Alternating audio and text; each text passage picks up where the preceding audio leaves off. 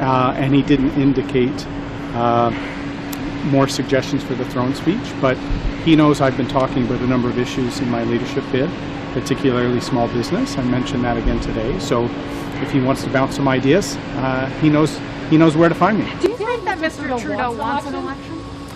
I think he doesn't want more questions asked about the scandal.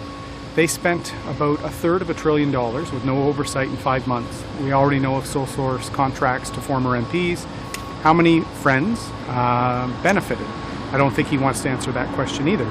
So we're elected here to hold him to account, but also to put some ideas out, and we're going to be doing that in the next few weeks. Regardless of what he puts in the throne speech, we're going to say what we need to do. Would you be nervous about heading into an election? No, but I think Canadians want to see a plan for the future. We have a number of emergency programs ending. A lot of people nervous. I talked about some small businesses that we've heard of as a team. To personalize this, there are millions of Canadians that want a plan, Mr. Trudeau. Not more hashtags, not build better slogans. Let's see the plan, and if it's for the betterment of the country, we'll support parts of that plan. If we don't see it, we'll put forward our own vision. Do you think there are enough precautions in place so that members of Parliament can be in person for the throne speech? Yes, I think we showed today that we had more social distancing than most schools in Ontario this week.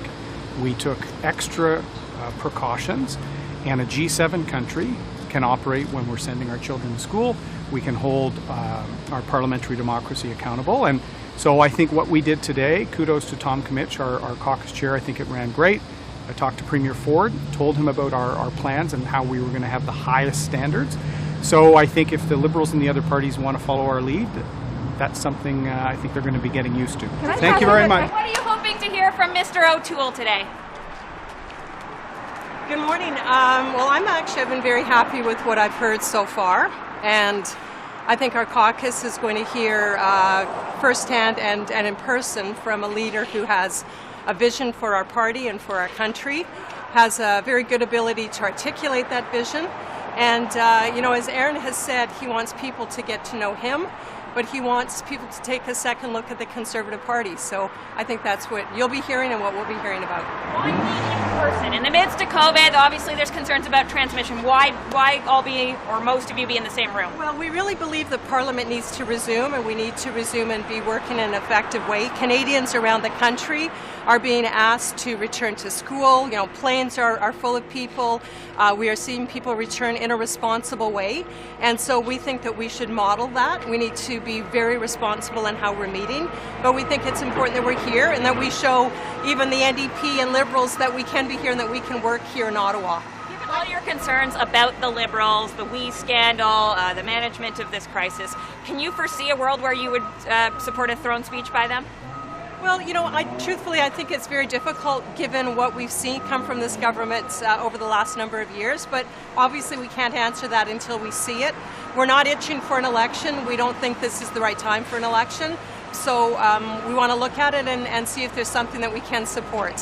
What you said that Erin wants people to take a second look at Conservatives. What do Conservatives need to do in order for that second look to stick? What needs to change? I'm liking what Erin is talking about when he talks about wanting people to look at us and see themselves. And I know I've been talking a little bit about being a woman in politics. I've worked hard my entire life. I think I've earned the position that I have, and it's like Canadian women who work very hard and deserve to be in positions of leadership, for example. I hope that they look at me and see themselves, and I think that that's what Erin's talking about. We have a very diverse, we have a young, we have a very professional group of MPs, and we think that Canadians can look at our caucus and see themselves. Just a quick question on Mr. Sloan. Do you feel that he is now past, the troubles that he had in the past and welcome back in caucus? You know what? I believe that Derek is part of our team, and he ran for leader of the Conservative Party because he believes in Conservative principles, and I certainly believe the best that he'll work as a team member and work for the good of all Canadians. And is his position in caucus confirmed then, or could it still be up for debate? As far as I know, and my position is it's confirmed. Great, thanks. You've got a special goal, actually, when the bus goes by. Yeah. Tell me a little bit about what it is that you're going to be doing. Well, I'm just extremely honored that our leader recognized the importance of mental health wellness, and that he appointed me. This is just a continuation on the work that he and I both started in my first session in passing my bill C-211. And I look forward to developing the mandate and moving forward, not only building awareness, but forcing action on mental health. I would love to talk to you more about that some other time. I am going to let you go in, but I want to ask Anytime. you. I want to ask you quickly, just like, what do you want to hear today? What's the energy going into this? I'm just excited to be back with my colleagues. It's the first time that we're all together since March, and just a strong, united caucus. And I look forward to mapping out where we're going in the next little bit. You think there's an election in the air? Never know. Thanks. Tell us how you're feeling about being part of Erin O'Toole's team. You know, I was really thrilled when I got the call asking me to return to the Indigenous Crown portfolio. Hugely important. He and I have had a lot of conversations, and I think, you know, there's a lot of places that we can go in terms of building better relations. They helped develop this platform on this issue in 2017, I think. But anyway, what I want to ask you is about what's going to happen in that room today. Just what is it that you're hoping to hear from Mr. O'Toole? You know what? Caucus is caucus, and caucus is confidential. Well, like what is, you know, when Canadians think about what the Conservatives are doing now, you have a new leader. I just wonder, like, what is the message? What is it that this team is going to be doing right now? We're having our first caucus meeting in person, and I think one thing that's important is it's time for Parliament to return, and Parliament returning means caucus returning in a safe way, returning with COVID precautions, you know, hearing again in person from our leader. Zoom is fine, but it's never as good as in person. Any concerns about safety? You know, I think children are going back to school. We need to take all the precautions we can. You can never be 100%. But I think we can be smart, and we need to get going again. I'm really excited about today.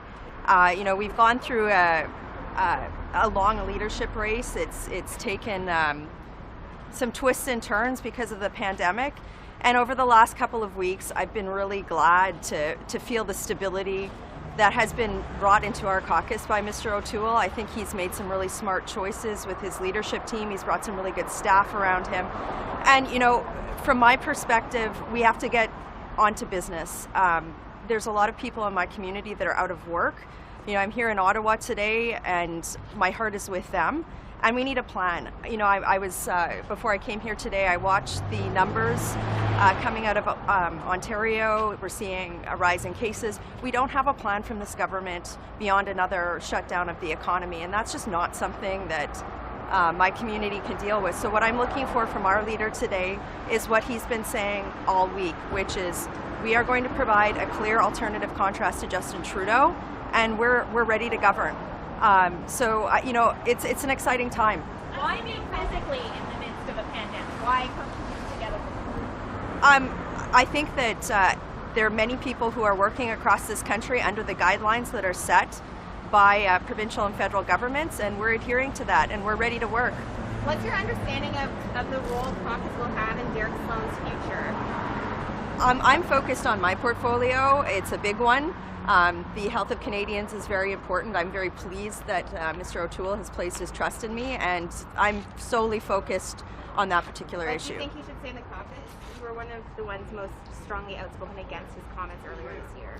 I think I want to be answering questions about how we're developing a plan to get people back to work.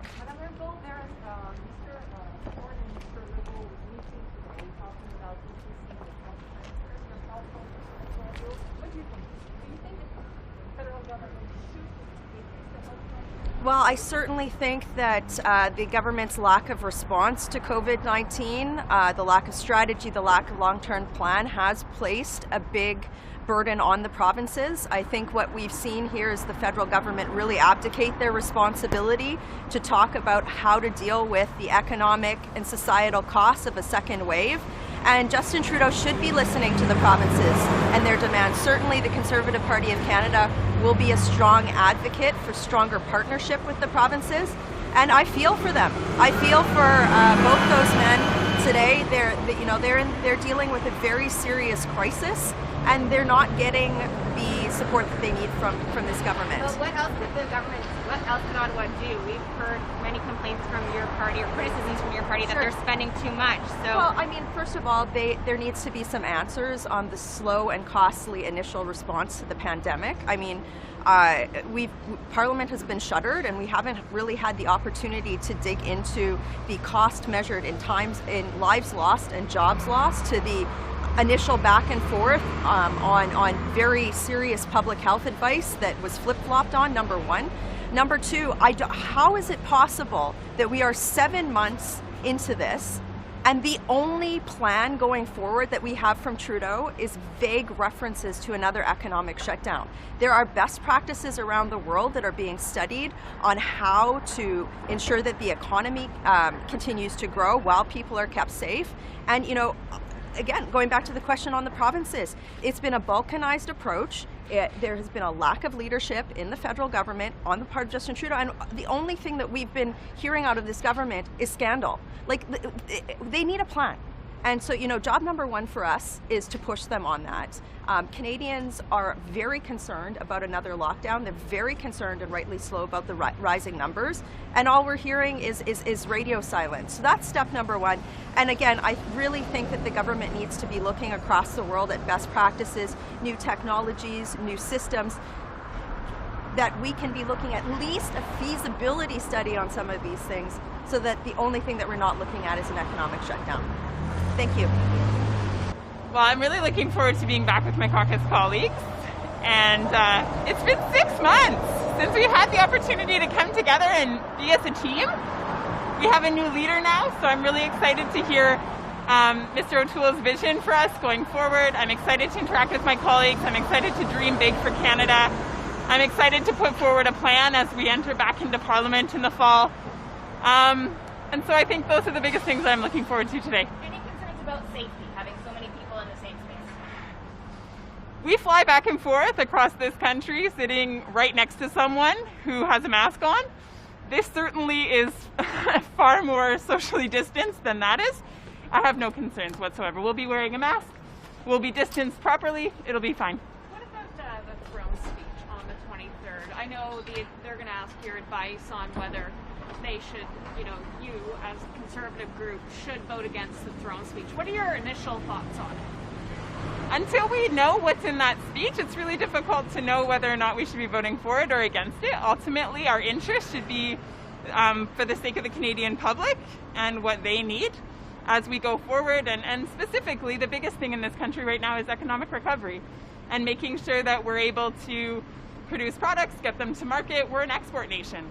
And so if we're not building positive diplomatic relations with other countries and expanding trade, we really don't have much of a vibrant future. That really needs to be our focus going forward, and that's what I'll be looking for in the throne speech. That Canada First policy that he's talking about, I think we're still trying to sort out, like, where is the line? People think of America first, but this is a different approach. What would you say to Canadians about that? Yeah, and I think I'm looking forward to understanding that to a greater extent, and I think that's what today in caucus will be all about. Thanks, guys.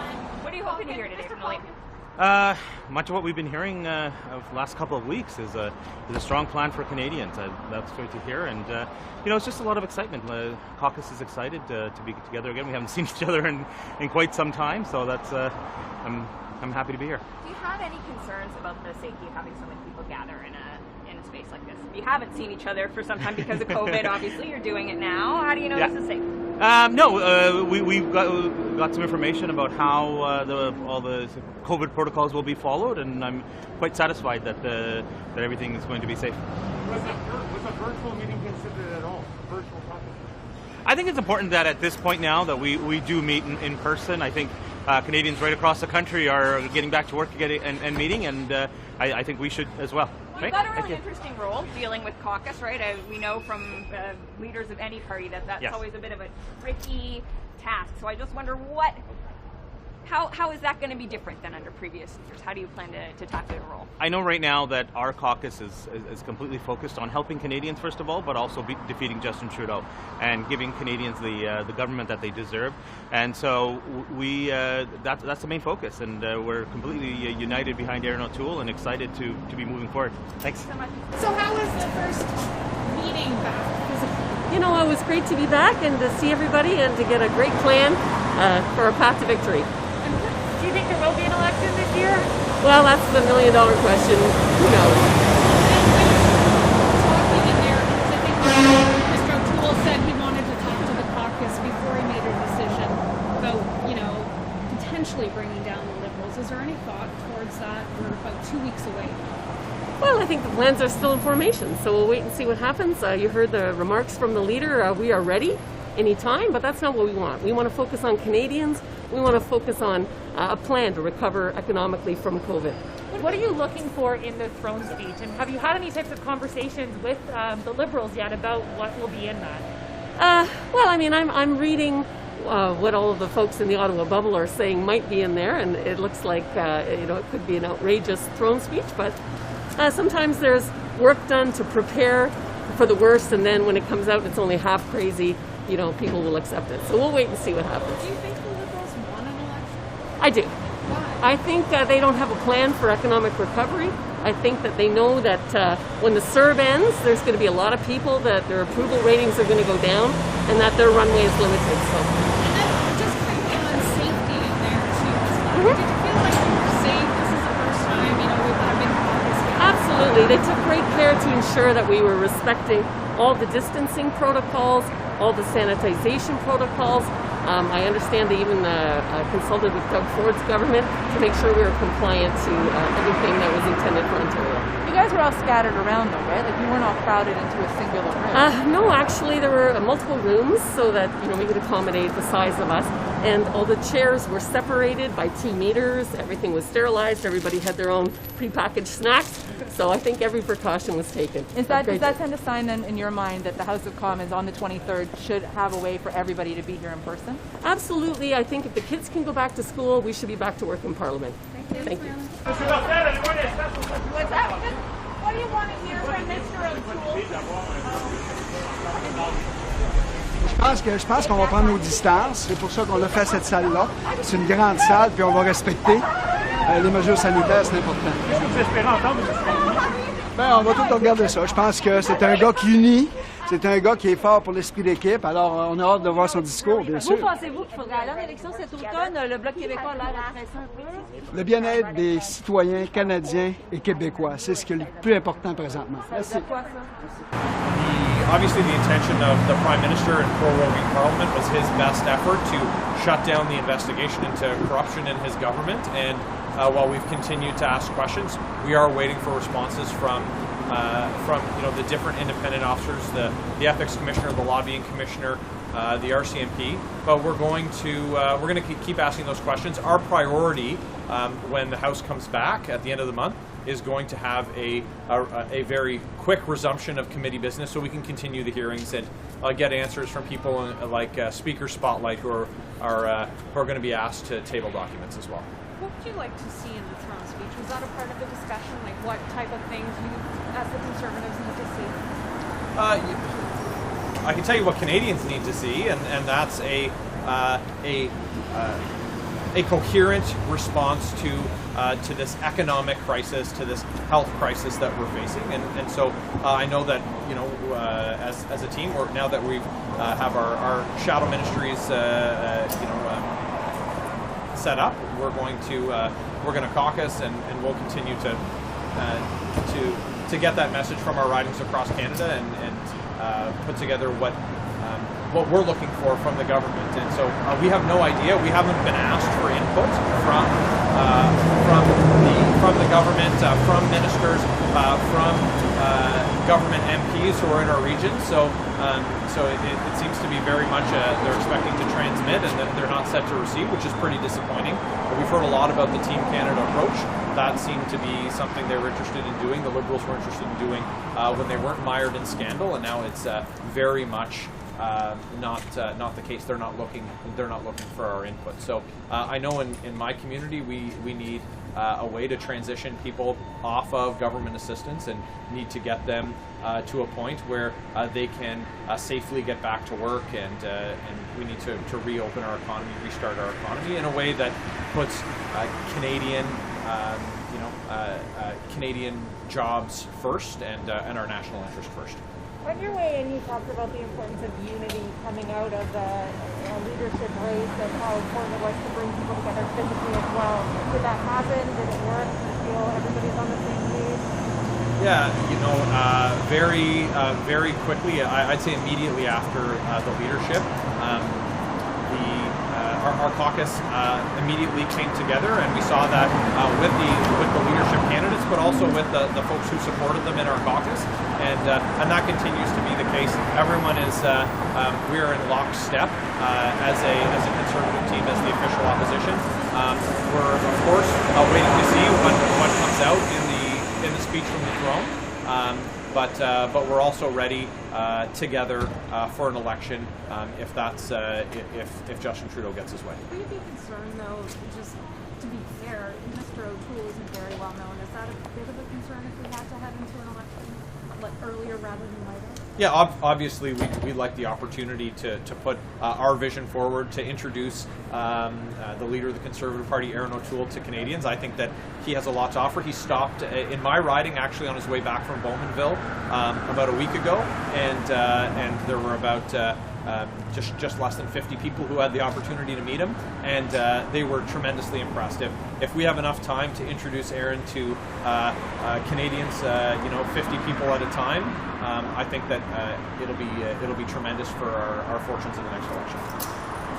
Great. Have a great day. Thanks. Good morning. Comment ça va? I miss you all, guys. I miss you all. Good to see you. Good to see you. Ben, ça va dépendre de ce que M. Trudeau propose aux Canadiens. Nous autres, on est ici pour faire travailler les Canadiens, pour avoir un plan de reprise économique sérieux pour les Canadiens. On va voir qu'est-ce que M. Trudeau propose dans son discours du trône. Mais c'est sûr que la façon dont il a gouverné le Canada, particulièrement au cours des 3-4 derniers mois, alors qu'il s'est littéralement mêlé dans des conflits d'intérêts absolument imbuvables, et sa gestion non contrôlée des dépenses publiques commande une critique sévère. On va voir qu'est-ce qu'il propose dans le discours du trône, mais c'est sûr que nous, on est d'abord et avant tout ici pour les Canadiens, pour un plan de relance économique sérieux qui va faire travailler les Canadiens. Vous parlez des finances publiques non contrôlées. Or, on nous dit que dans le discours du trône, ce sera un grand plan de relance, donc on s'attend à d'autres milliards. Ça vous place dans quelle situation? On va voir. Je ne peux pas vraiment commenter ce qui va se dire dans 2 semaines. On ne l'a pas vu encore. Laissons voir ce qui va se dire et on verra ça. Mais ce qui est certain, c'est que tout le monde reconnaît que M. Trudeau a complètement perdu le contrôle des finances publiques. Et je vais être bien clair avec vous, et c'est important de le rappeler. Au début, lorsque la crise est arrivée, il allait de soi que oui, il fallait faire des investissements majeurs pour les travailleurs et les entreprises. Ça va. Mais dès que la reprise sentait venir, M. Trudeau a continué à jouer au Père Noël à la journée longue. Et ça porte un coût qui est très lourd à porter pour nos enfants, nos petits-enfants et nos arrière-petits-enfants qui vont devoir payer pour ça.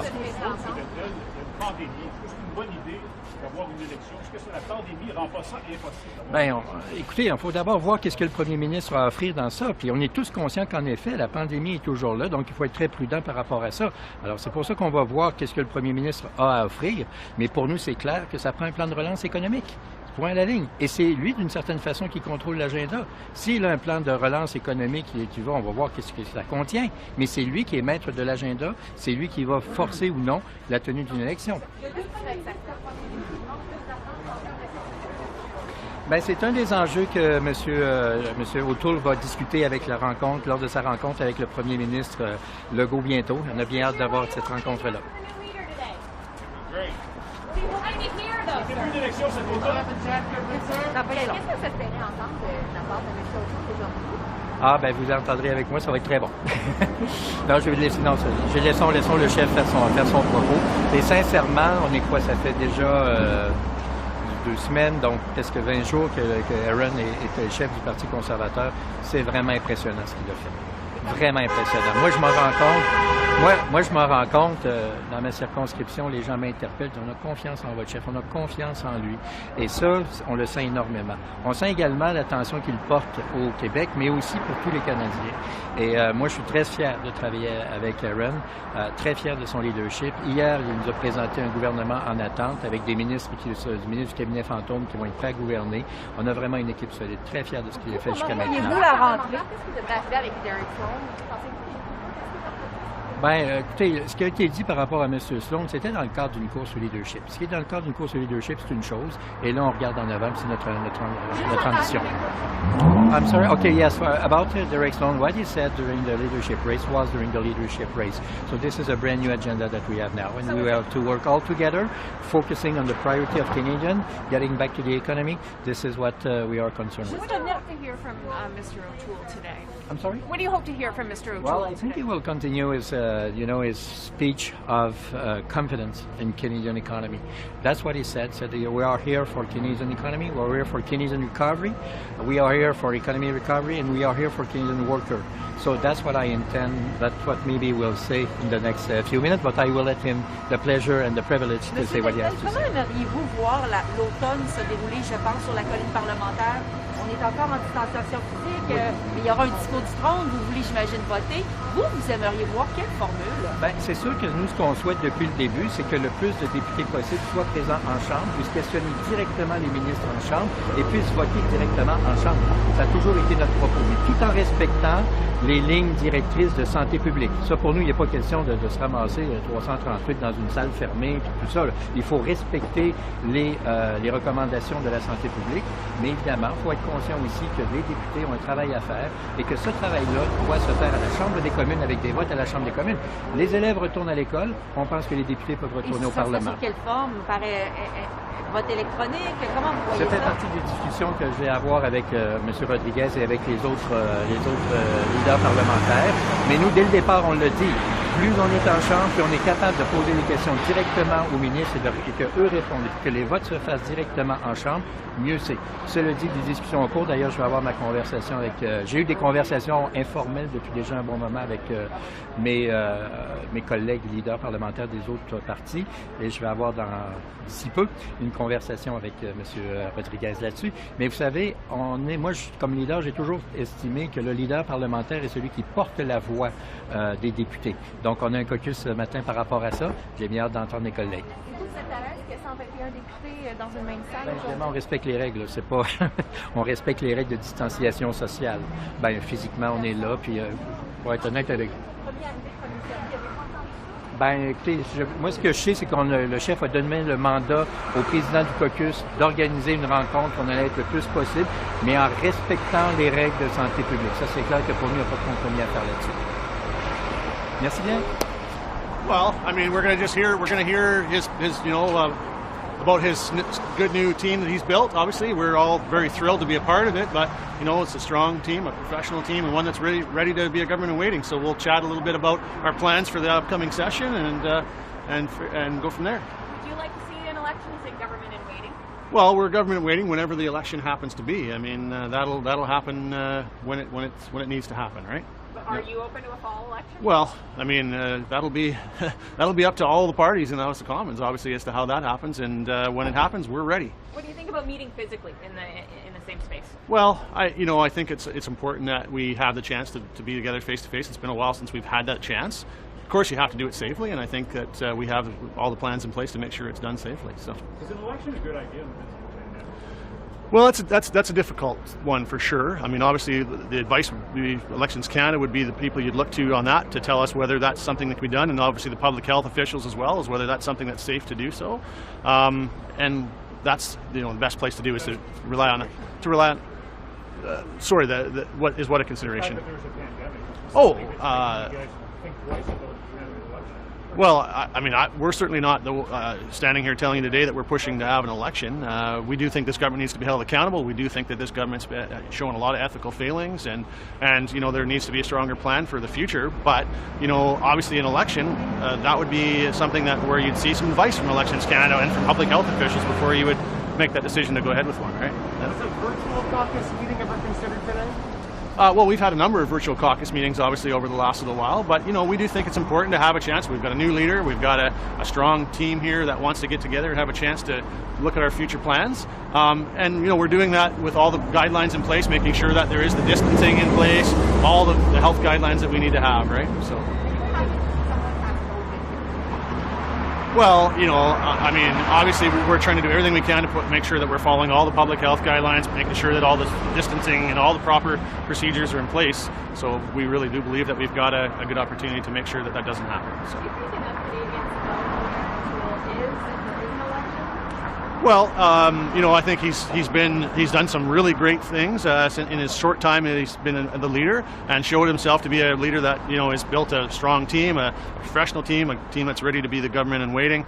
And you know, obviously as days go by, people will get to know him even more. But I think they've already seen someone who's a strong leader and prepared to do the right things for this country and move forward with a government that will fight for Canadians. Is it a different tone, would you say, with Mr. O'Toole as opposed to Mr. Scheer?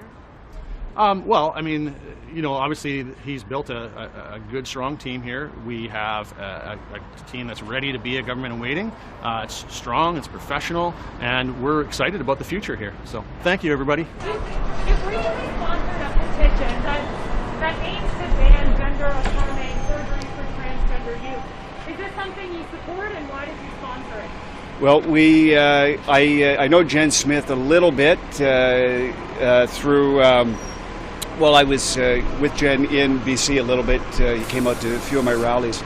But I've sponsored a couple of petitions in the past, and we will, again, the petition deals with a national inquiry onto, and this is Jen's approach, but it's a national petition on why there's an increased number of kids in the foster care system that are being transitioned versus in the regular population. And so that's something that has been a passion for Jen for a long time. Nobody else wanted to sponsor it, and so I said sure. So. Could you talk about the relationship and the aftermath of that, and how Sure. it was for you in caucus? I mean, there was a time where you were maybe a bit ostracized from caucus. Like, how was today? Well, just to speak generally, I feel welcomed, and I was glad to be here with others and to say hi and to be in person for the first time in many months. So I enjoyed it. It was fun. Sorry, could you say that again? Well, I spoke with Erin personally on Friday, and so I was aware of sort of the direction that he was going, and I'm okay with that. I think that it's obviously his decision on how things should go, and he made it clear to me that you know, as things go, positions will be provided based on merit, and I think that's a good approach. So. In the morning after, or maybe it was the day after the race ended, you did a video, your Facebook Live video for your supporters. You talked about starting a movement, and that your campaign had launched a movement. What did you mean by that? What's the movement, and what do you want to do with that? Well, I mean, during my campaign, I touched on a lot of issues that were important to many people, and we saw obviously a big growth in support along the way. And I was trying to tell my followers that the issues that I brought up in the campaign are important to me, they're important to them, and I'm still here to stand for those. I'm not leader of the party, but of course I'm willing to stand on some of those issues that I was passionate about during the race. Well, what does that look like in practical terms? Are there private members' bills you want to champion? Are there? Yeah, I mean, I don't have any specific private members' bills, ready to go. But when it comes to obviously other bills that come up that we may or may not know about, other issues that come up as we're dealing with COVID-19 and so on, I just wanted to telegraph to my following that I'm not. That I'm not a typical politician as they see it, who says one thing one day and says something different the next day. So I'm happy to, be proud of the things that I stood for and to telegraph to the people that follow me that I'm still in their corner. So I'm not the leader of the party, but I still will stand as an MP for the different values that I was promoting during the leadership. There are a lot of questions around whether you should remain in the Conservative caucus. What kind of discussions have you had with your other colleagues? And do you think you should remain, or do you think that it's valid they try to remove you? Well, there hasn't been any discussions within our caucus about removing me. So these are questions, I guess, raised in the media or other places or other MPs from other parties. I feel very welcome here with our caucus, and I'm glad to be here and working with them. So. Yeah. In the race you and Leslie Lewis, I mean, you guys were running for a very similar pool of support. Why not strike a deal with her at some point to say, hey, let's make sure our voice is heard and try and work with each other? So by that, you mean sort of try to arrange that second votes will go to each other or something like that? Well, I believe almost 4/5 of my second votes went to her anyway. So I think that there was obviously a lot of my secondary votes went to her. I mean, you know, at the end of the day, you can't. People will vote how they want to vote, and there's always some people that want to put somebody else second. And I took the position that it wasn't up to me to tell somebody how to vote. So someone said, "What do you think of Leslyn Lewis?" I would certainly talk about her in the way that, you know, things I admired, things that were different. But I let people vote in the way that they wanted to, and I think that's the way to run a leadership race. We're long past the days where you control your following and you walk them to different sides of the room. So, you know, I didn't officially endorse anybody else, but I was very honest and upfront about what I thought. During the campaign, you talked about you'd be the only candidate who would pull out of the Paris Climate Accord. That's correct, yeah. I believe it was yesterday your new leader said that he's in fact going to try and meet the Paris Climate Agreements. What are your thoughts on that? Well, I think that my opinion remains the same. Of course, you know, as leader of the party, I support the fact that he aims to do that, and my opinion hasn't changed on that. But obviously, as a member of the Conservative Party, I support our efforts to make Canada a more environmentally friendly place. So I look forward to working with the party as it goes forward, but my opinion hasn't changed on that. No. Talked a lot about needing to unify the party, and that sure. in the next election, a lot more people will see themselves in the Conservative Party. What do you think he needs to do to unite the party in a different fashion? What would you like to see? Sure. Well, listen, I really like his approach on that. I think that sort of, you know, expanding our base, it always needs to be the approach. So the fact that he's messaging on that, I think, is a really good idea. I know that he's mentioned reaching out to maybe, you know, blue-collar type workers, maybe traditional NDP voters. I think that's a good idea. He comes from a riding that has, you know, significant NDP support in it as well in the Durham region. So I think these are good ideas.